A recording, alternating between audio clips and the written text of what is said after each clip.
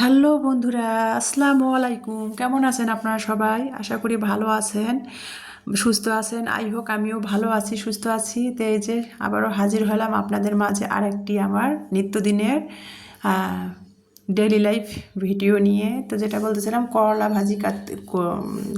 ভাজি করব, সেটাই কেটে নিচ্ছি বাজার থেকে। গতকালকে তো বাজারের ভিডিও আপনাদের সাথে শেয়ার করে দিয়েছিলাম। করলা 250 গ্রাম করলা নিয়ে আসছিলাম 15 টাকা দিয়ে। তো করলাটা আজকে করলাটা ভাজি করব। করলাটা কেটে নিলাম। এটা হলো গতকালকে ইফতারের পর। গতকালকে তো 11 রমজান চলে গিয়েছে। তো 11 রমজানের 12 রমজানের চিহরি খাওয়ার জন্য আমি এই যে করলা ভাজি করব। করলাটা কেটে নিলাম, ইফতার শেষ করেছি, করলাটা কেটে নিলাম।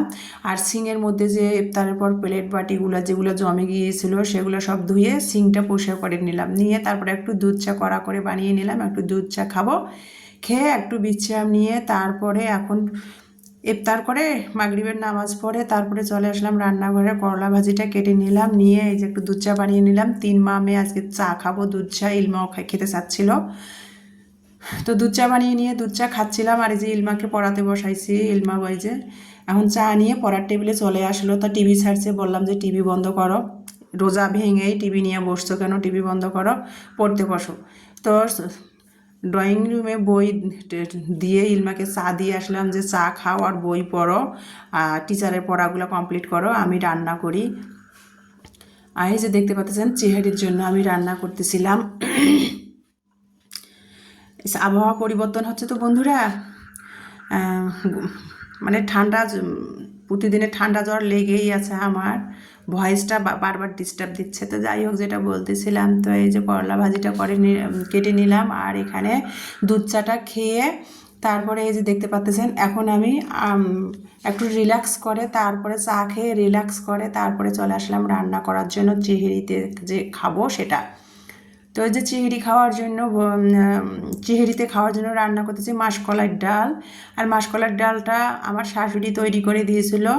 ডাল বাজার থেকে কিনে ডালটা ভেজে ঢেঁকিতে গুঁড়া করে দিয়েছিল। সেটা তো আমি রোদে শুকায় বয়মি করে রেখে দিয়েছিলাম। তো সেটাই এক ডালের ডাবু দিয়ে 1 ডাবু মাসকলাইয়ের ডালের গুঁড়ো নিলাম, নিয়ে 2 মগ পানি দিয়ে তারপরে স্বাদ মতো লবণ, একটুখানি পরিমাণ সামান্য একটু হলুদ দিয়ে কালারের জন্য দিয়ে, তেজপাতা, গরম মশলা, দারচিনি, সাদা এলাচি দিয়ে আমি ডালটা ম্যাজিক চুলাতে রান্না করে নিলাম। আর মাসকলাইর ডালটা রান্না চুলায় করেন, গ্যাসে করেন বা ম্যাজিক চুলায় করেন, যাতেই করেন, মাসকলাইয়ের ডালের গুঁড়া যেটা রান্না করতে গেলে কিন্তু অনাবত্ত নাড়তে হয়, না হলে তলা লেগে যায়, গুঁড়া তো সেজন্য।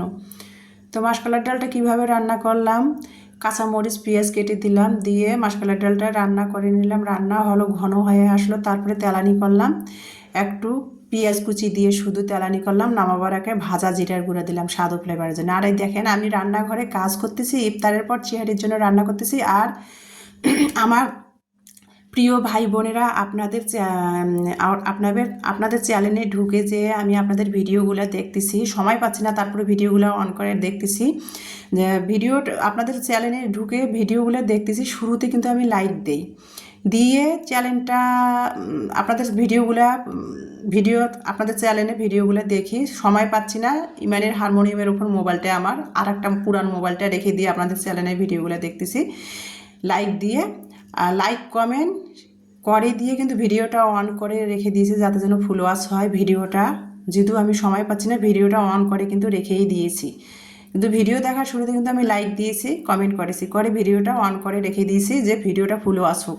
আমি কখনো ভিডিওর মাঝখান থেকে বের হয়ে যাই না। কারো যখন ভিডিও দেখা শুরু করি, ভিডিওর মাঝখান থেকে বের হয়ে যাই না, বা ভিডিও কেটে কেটে দেখি না। আমার এইটা স্বভাব না। সময় পাই না, ভিডিও কিন্তু আমি অন করে রেখে দেই। দিয়ে কিন্তু যেহেতু আমার 2টা মোবাইল, আমি ভিডিও অন করে রেখে দিয়ে তারপরে কিন্তু আমার সংসারের কাজগুলো করি। তো যাই হোক, আমি কিভাবে আপনাদের ভিডিও দেখি, ফুল ওয়াচ করে দেয়, সেটা আমি একমাত্র জানি। আমি কখনো হালালভাবে কোনো কিছু কারো কাছ থেকে নিব না, বা কারোর সাথে করব না।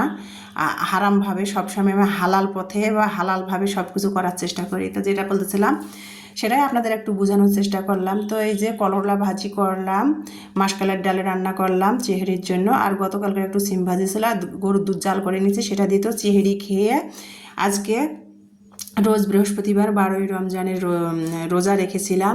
তো এই যে সকালে 11টার দিকে, আজকে ইমানির পরীক্ষা নাই, প্রস্তুতি ব্যাচে, 11টার দিকে আর কি এই যে আমরা চলে আসলাম বাজারে মালদাপট্টিতে। গতকালকে ইমানিকে অনেক বকাঝকা করেছি, ও গতকালকে কলেজে গিয়েছিল, কলেজে ওর ফাইনালের মানে সিগনেচার হয়েছিল না, সেটা করার জন্য কলেজে গিয়েছিল। ফাইনাল পরীক্ষা দেবে ইন্টারের, সিগনেচার করা হয়েছিল না, সেটা করার জন্য গিয়েছিল। তো আসার পথে ও কী করছে, দিনাজপুর মালদাপট্টি থেকে ইলমার জন্য একটা ঘড়ি নিয়ে আসছে, মানে ব্যাসলেট ঘড়িগুলো 350 টাকা দিয়ে নিয়ে আসছে। আমি তো রাগারাগি শুরু করে দিয়েছি যে টাকা পাইলে, তোমার টাকা পাইলে হুঁশ থাকে না, তুমি কেন ঘড়ি নিয়ে আসছো। ঘড়িটা নিয়ে আসছে তার সেটা তো আপনাদের সাথে রাগারাগির পর মেয়ের সাথে রাগারাগি করে আপনাদের দেখাই নাই। ঘড়িটা নিয়ে আসছে ভালো কথা, ঘড়িটা ব্যাসলেট ঘড়িগুলো 350 টাকা দিয়ে কসমেটিকের দোকান থেকে নিয়ে আসছে, কিন্তু ঘড়িটা ইলমার হাতে হচ্ছে না। ইলমা অনেক চিকন, তো ওর হাত থেকে খুলে পড়ে যাচ্ছে। আর ব্যাসলেট ঘড়ি চেন সিস্টেমের এগুলো তো ছোটো বড়ো করাও যায় না। বকাঝকা করলাম যে তোমাকে আমি গাড়ি ভাড়া কলেজ যাওয়ার জন্য, প্রাইভেট যাওয়ার জন্য দেই, সেটা বাঁচিয়ে তুমি পায়ে হেঁটে রোজা নিয়ে গাড়ি ভাড়া কলেজে যাও, প্রাইভেটে যাও, আর সেই টাকাটা বাঁচিয়ে ইলমার জন্য ঘড়ি কেন নিয়ে আসছো, টাকা দিলে হুঁশ থাকে না। এই রাগারাগি করলাম, অনেক রাগারাগি করছি। তো গতকালকে রাগারাগি অনেক করছিলাম ইমানির সাথে। তো আজকে রোজ বৃহস্পতিবার, আমি যে আপনাদের তো সবসময় বলি দিনাজপুর রেল বাজার বৃহস্পতিবার আর রবিবারে হয়।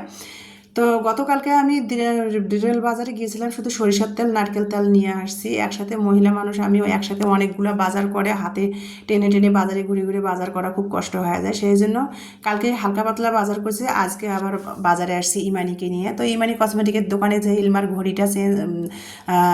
ঘড়িটা ফেরত দিতে গেলে ওরা তো আর টাকা ফেরত দেবে না। ইমানির জন্য আমি 12টা চুড়ি নিলাম 300 টাকা, আর ইলমার জন্য একটা ব্যান্ড নিলাম। তো বাসায় যেয়ে সেটা আপনাদের দেখাবো। এখন এই যে চলে আসলাম, মানে দিনাজপুর মালদাপট্টি দিয়ে ভিতরের রাস্তা, শর্টকাট রাস্তা ধরে চলে আসলাম রেল বাজার। আর রাস্তার কাজগুলোও, চারিপাশে ড্রেনের কাজগুলো হচ্ছে, অটোগুলোও কিন্তু চাইলে যায় না, আর যে যদি যায়ও অনেক অটো ভাড়া চায়।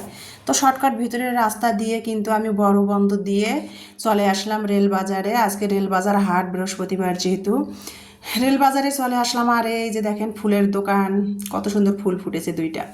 এই যে আলু কিনবো সেজন্য চলে আসলাম। আলুর দাম এখন এই যে এই সময় সবাই নাকি এই চৈত্র মাসের যখন পরে ফেব্রুয়ারি ফাল্গুনের শেষে আলু কিনে রাখে। তো সবাই দেখতেছে আলু কিনতেছে, অনেক ভিড়, এই যে ক্রেতারা আলু কিনতেছে, আর ব্যবসায়ীরা আলু নিয়ে নিয়ে বসে আছে। তো আমি এক ধাড়িতে 5 কেজি আলু, যেটা বলে 5 কেজি আমি 10 কেজি আলু নিয়েছি 160 টাকা দিয়ে আর কি নিয়ে আর কি যে আলু নিলাম। ইমানিকে সাথে নিয়ে আসছে এই জন্য যে আলু কিনবো, যেহেতু 10 কেজি আলু কিনে বাজারে ব্যাগ ঘুরে ঘুরে তো অন্য বাজার করতে পারবো না। এই জন্য ইমানিকে বলছিলাম তুমি আমার সাথে চলো, আমার অন্তত ভ্যানিটি ব্যাগ মানে পার্সটা তুমি হাতে নিও, মোবাইলটা নিও। তো ইমানি আমার সাথেই ছিল, যদিও আমার সাথে বাজার ঘাটে যেতে চায় না।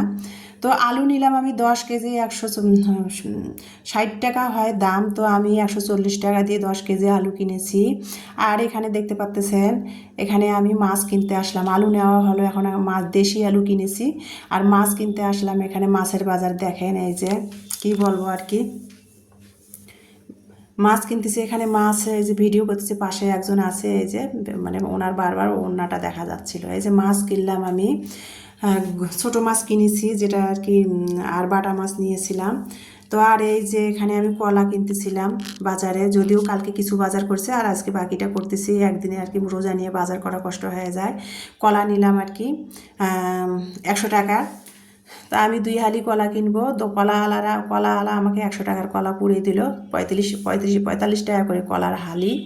তো যাই হোক, বলছে আপা 100 টাকার কলা নেন, 100 টাকা পুড়ে নেন। তো 100 টাকার কলা নিলাম, নিয়ে আরও টুকিটাকি বাজার করে মাছ কিনে, তারপরে শুটকি কিনে এই যে চলে আসলাম বাসায়।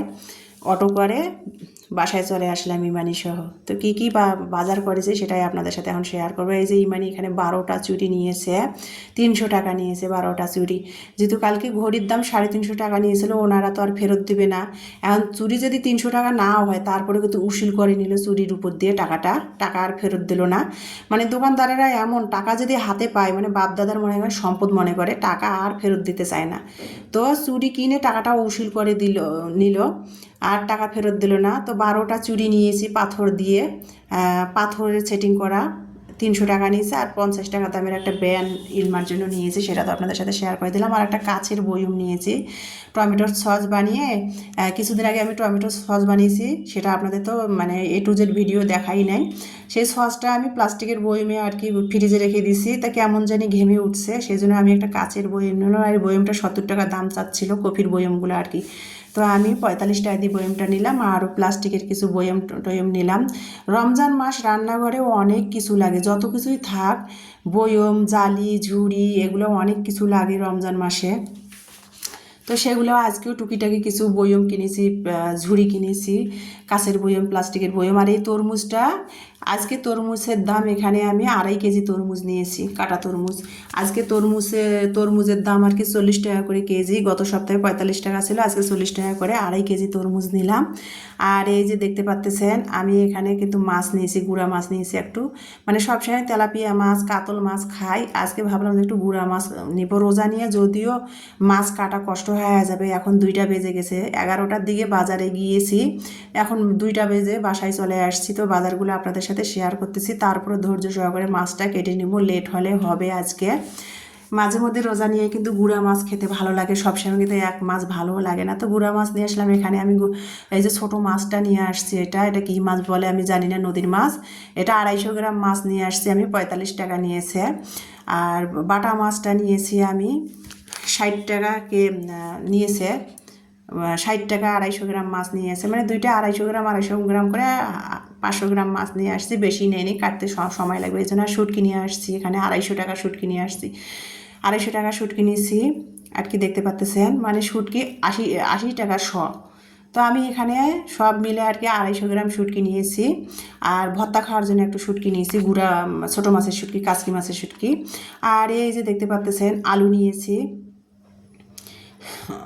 এখানে, আলু নিয়েছি 10 কেজি আলু নিয়েছি, ছোটোই বড়োই মিলিয়ে নিয়েছে আলু। এই আলুটা কিন্তু খোসাসহ রান্না করলেও সমস্যা হয় না।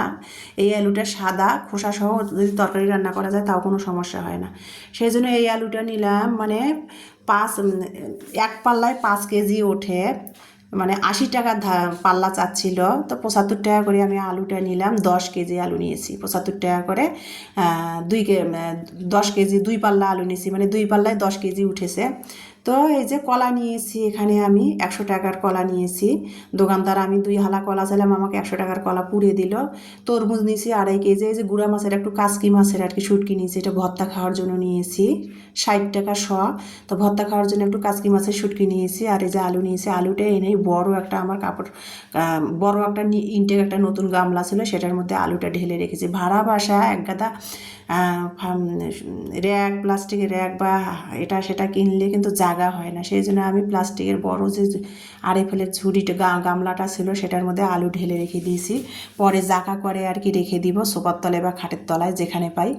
তো এখন আমি বাজারগুলো ঢেলে আপনাদের সাথে বাজার কী বাজার করলাম সেটা শেয়ার করে দিয়ে ছাদে চলে আসলাম মাছ কাটার জন্য। ওই যে বাড়িওয়ালা ভাইরা ছাদে খড়ি দিয়ে রান্না করে, লাকড়ির চুলায়, মাটির চুলায় আর কি। তো ছাদে চুলায় রান্না করলে তো ছাই হয়, আর মাছ কাটতে গেলে ছাই লাগে, ছোটো মাছ যেহেতু। তো মাছটা নিয়ে ছাদে চলে এসে কেটে ভালো করে ধুয়ে, ছাদেই বাড়িওয়ালা ভাইদের মাছ ধোয়ার একটা সিমেন্ট দিয়ে শান তৈরি করে দিয়েছে, সেটাতে মাছটা সুন্দর করে ধুয়ে তারপরে বাসায় চলে আসলাম। এসে মাছটা আর একটু আমি সিঙের মধ্যে রান্না করে ধুয়ে লবণ, মরিচের গুঁড়া, হালকা করে হলুদ মেখে মাছটা এখন ফ্রিজে রেখে দিব। এখন যেহেতু রান্না করবো না, মাছ কাটছি, গা দিয়ে গন্ধ আসতেছে, মাছের আষ্টে গন্ধ, গা গোসল দিয়ে নামাজ কালাম আদায় করে তারপরে মাছ রান্না করব, সেটা তো আপনাদের সাথে ভিডিওতে শেয়ার করেই দিব মাছটা কীভাবে রান্না করব। আর এই যে আমি কলা নিয়ে আসলাম, আবার এই যে বাড়িওয়ালা ভাই কলা দিয়ে পাঠাইলো, বাড়িওয়ালা ভাইদের শাড়িয়ান থাকে না, ওর হাতে কলা দিয়ে পাঠাইলো 2 হালা। ভাইয়াও মনে হয় বাজারে গিয়েছিল কিনা জানি না, ভাইয়া গাছের কলা না কি কলা তা জানি না। ভাইয়া এই যে ভাইয়াদের গাছের কোনো কিছু ফল ফ্রুটস হলে কিন্তু আমার 2 মেয়েকে দিয়ে খায়, ছেড়ে খায় না। তো আমি এই কলাটা নিয়ে আসছি 100 টাকা দিয়ে, 45 টাকা হালা, 100 টাকা দোকানদার পুড়িয়ে দিয়েছে 100 টাকার। আর ভাইয়া এই কলাটা দিল, 2 হালা কলা দিয়েছে ভাইয়া। তো সেটাই আর কি। আর আগের কলা ছিলই আর কি, 2টা পচে যাচ্ছে, মেয়েরা আমার খেতেই চায় না কোনো কিছু। এই যে এইটা আমি 4 দিন আগে নিয়ে আসছি, আমার মেয়েরা খেতেই চায় না, শুকে যাচ্ছে কলাগুলা, পচে যায় না কিন্তু শুকে যাচ্ছে। আর ভাইয়া এই কলাটা দিল, আর আমি পাশে আর কি নিয়ে আসলাম 100 টাকার কলা। তো তরমুজটা এনে ফ্রিজে রেখে দিয়েছিলাম, তরমুজটা কেটে নিলাম ইফতারের জন্য। আপেল কেটে নিয়েছি, শসা কেটে নিয়েছি। ছোলা ভিজাতে ভুলে গিয়েছিলাম, ছোলা